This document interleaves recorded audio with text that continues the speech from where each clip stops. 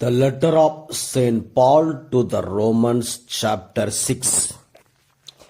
Dying and rising with Christ. What then are we to say? Should we continue in sin in order that grace may abound? By no means. How can we who died to sin go on living in it? Do you not know that all of us who have been baptized into Christ Jesus were baptized into his death?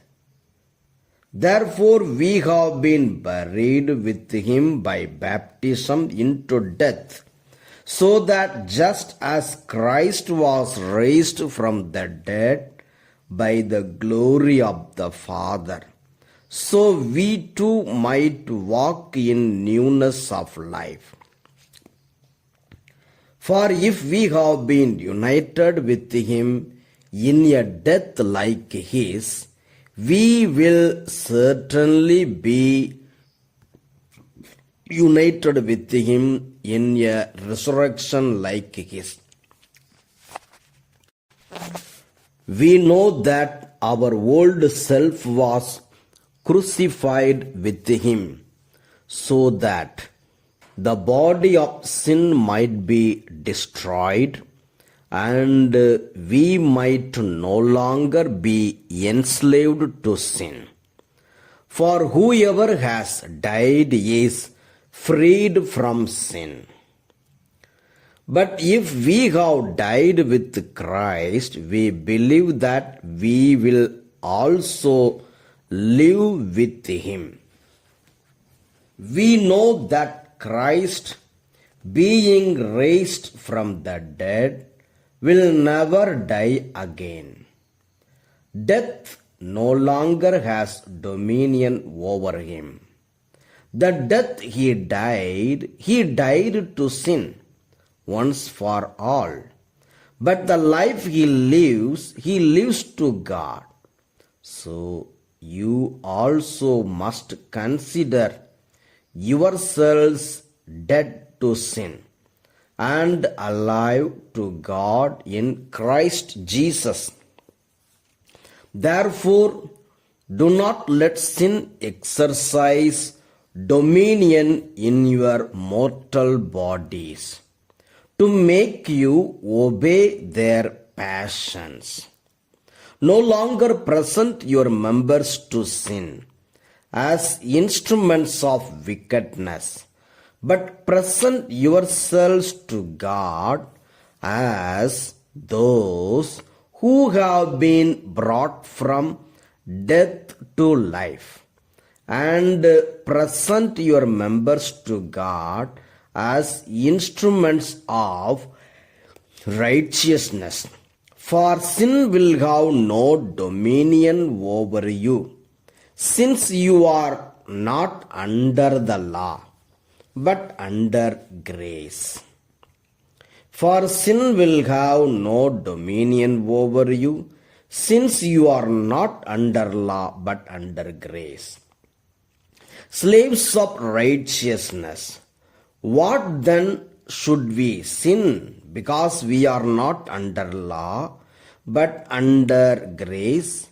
By no means. Do you not know that if you present yourselves to anyone as obedient slaves, you are slaves of the one whom you obey, either of sin which leads to death, or of obedience which leads to righteousness.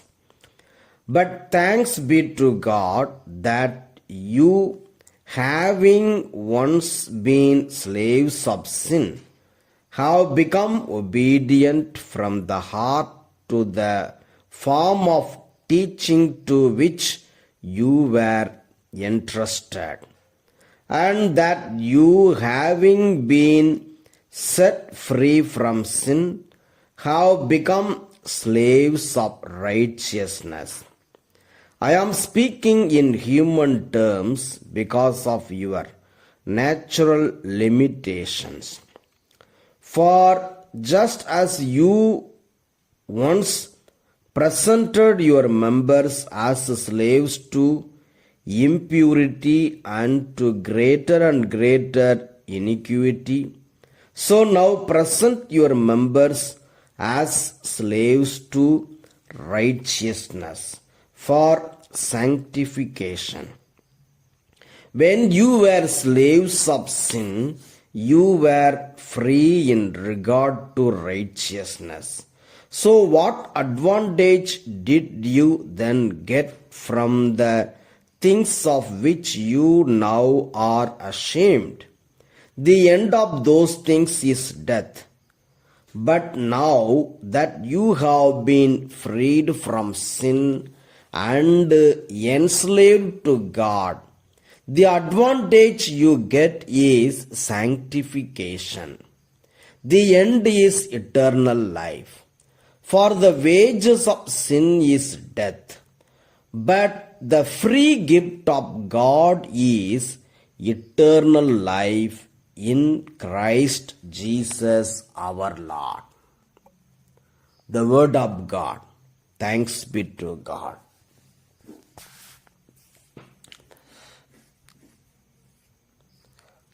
Let us pray. Lord, our loving Father, thank you, Lord. Thank you for speaking about sin, slaves of righteousness.